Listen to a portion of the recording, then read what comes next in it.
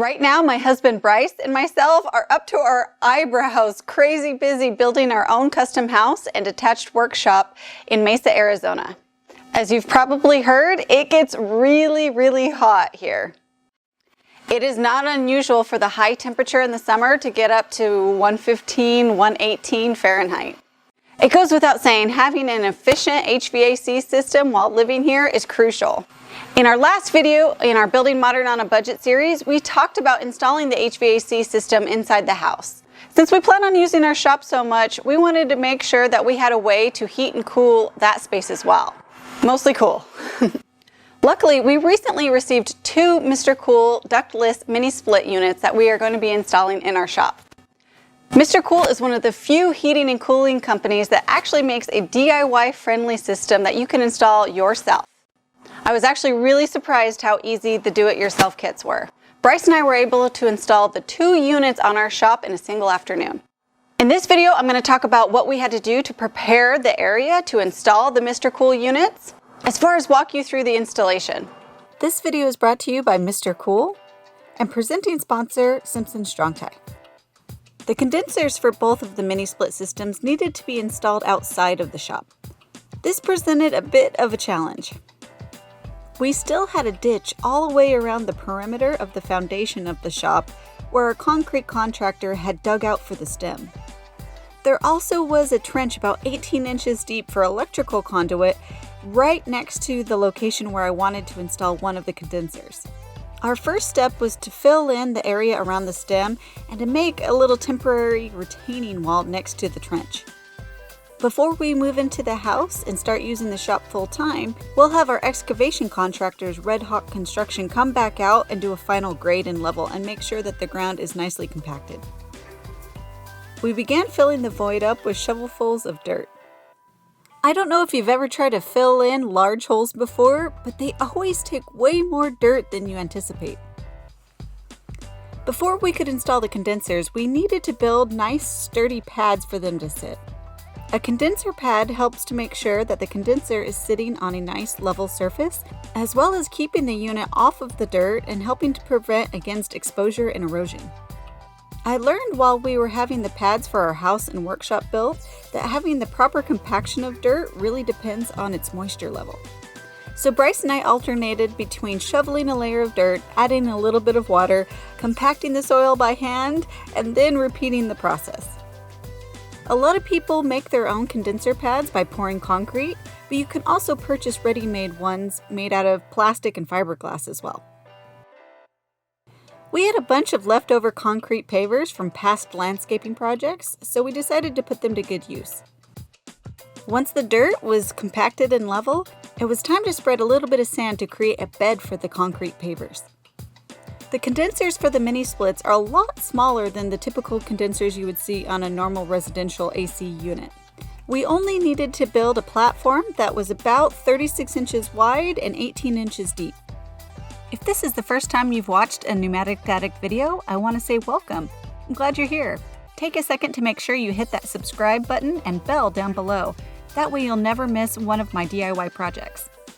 We made sure that the paver pads were as square and level as we could get them, and then it was time to move on to the fun part, the installation of the actual mini split system.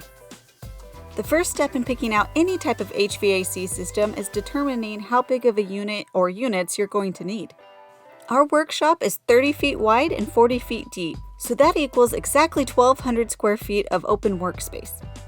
However, something else that we needed to take into consideration was the extremely high headspace that the room has. When you go online and look at calculators and tables that determine how many BTUs you need for an HVAC system, those numbers are based on an 8-foot high ceiling. Also, considering that we live in an area with such extreme weather, it was recommended to us that we upsize the units that we were going to use. We decided to use two 18,000 BTU mini split ductless systems. A little side note, did you know that BTU stands for British Thermal Units? Ductless means that we didn't have to run ducts either inside or outside the walls to be able to deliver air all over the room. Air is either heated or cooled in the condenser outside of the building, and then pumped inside and delivered from these wall-mounted units.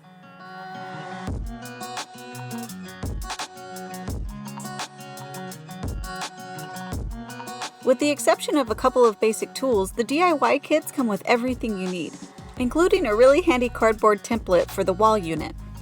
The wall unit hangs vertically using a specially designed bracket. The first thing we did was to attach the template to the wall, and then mark the location for the screws for the bracket, and to begin to drill the hole for the main line. I removed the template and replaced it with the steel bracket.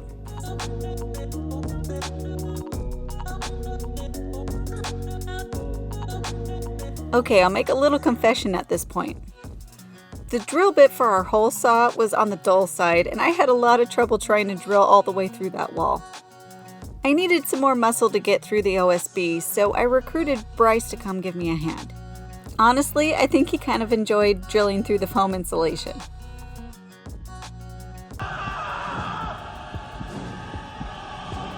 Because we have stucco applied to the outside of the shop, we didn't want to use the hole saw to drill the hole all the way through from the exterior.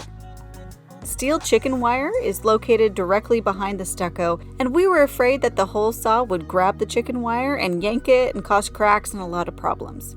So we finished the cut using a diamond blade on an angle grinder. Once the hole was clear through the exterior wall, it was time to insert the plastic sleeve. We pushed the sleeve from the interior wall out, and then finished the hole with an exterior cap.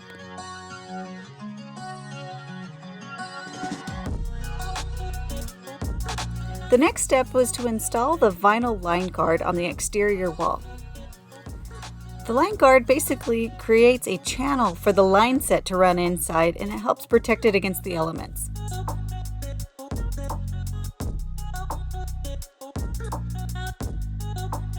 Once the back half of the line guard was installed, we turned our attention back to the wall unit. We gently bent the line set at 90 degrees away from the wall unit. We then wrapped the lines with insulating protective wrap.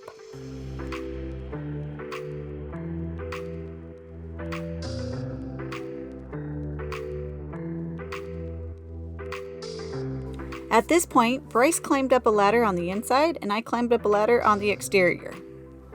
He began to pass the power cord as well as the wrapped line set through the opening in the wall. He then lifted the wall unit up and slid it into place on top of the steel bracket.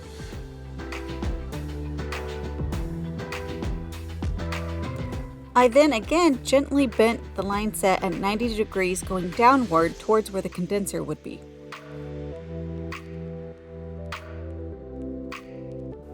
Bryce then attached an additional length of pre-charged line set. The lines that come in the DIY kit are already filled with coolant and vacuum sealed.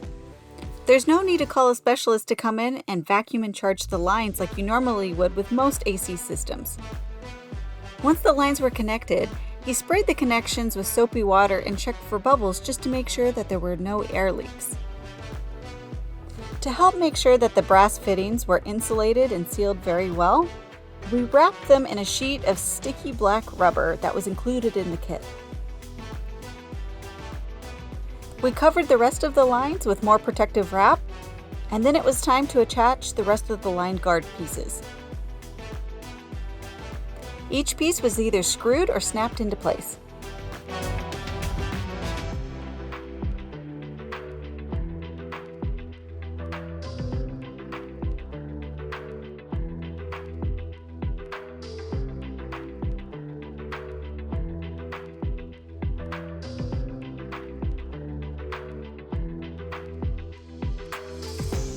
At this point, we could grab the condenser and move it to its final location.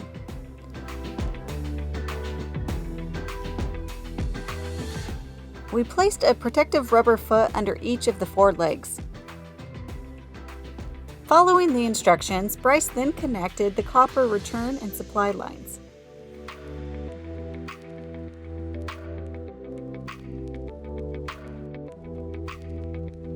We then removed the panel protecting the electrical components, and Bryce made the electrical connections following the diagram in the instructions.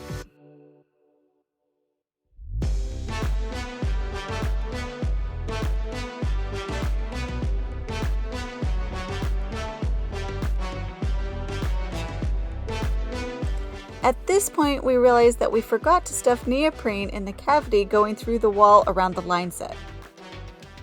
We simply removed the top piece of the line guard and shoved the neoprene into the hole protecting the lines. At this point, it took us about 2 hours, but the whole mini split system was installed.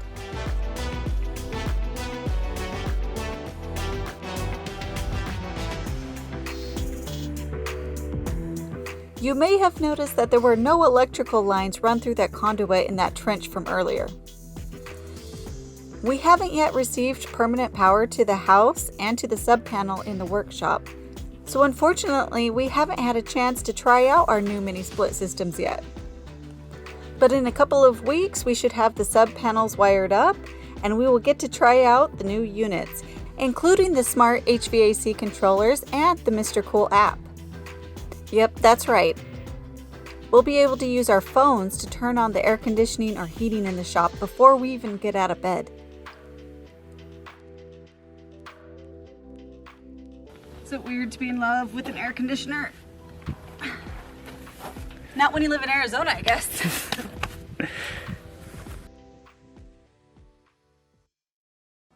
If you've watched the rest of our house build series, you know this is the part of the video when we start to talk about numbers and how much we've spent. The 18K 20 SEER Mr. Cool DIY units that we installed go for between around $1,500 to $1,600 each. We were lucky enough to have those products sponsored by Mr. Cool, so we haven't had to pull any additional expenses out of pocket or out of our construction loan. We have currently spent a little over $124,000 from our construction loan, as well as spending a little more than $34,000 out of pocket. Being able to cool our detached workshop was always a huge goal of ours, but we didn't think that we would be able to afford it until further down the road. I want to say thank you to Mr. Cool for the opportunity to make this installation happen and for the chance to be able to use my new workshop year-round. In the meantime, we are still working on the house and making great progress. If you want to follow along and watch Bryce and I build our house from the ground up, make sure you check out the rest of the videos in the Building Modern on a Budget series. If you want some comprehensive information about the house and workshop that we're building, I highly recommend that you check out episode 1. That's where we talk about the design and, most importantly, the budget of the build. We've been extremely honest and open, and we're sharing all the information and all the numbers, including where the money's coming from and how much everything really cost. If you have any questions about the mini split units that we installed or just about our house series in general, leave them in the comment section below. If you'd like to see the rest of the videos in the Building Modern on a Budget house series, click right here. If you like other types of easy DIY content, check out this video. Make sure you're subscribed to the Pneumatic Addict channel and receiving notifications so you don't miss what we're working on next. As always, thanks for watching, guys.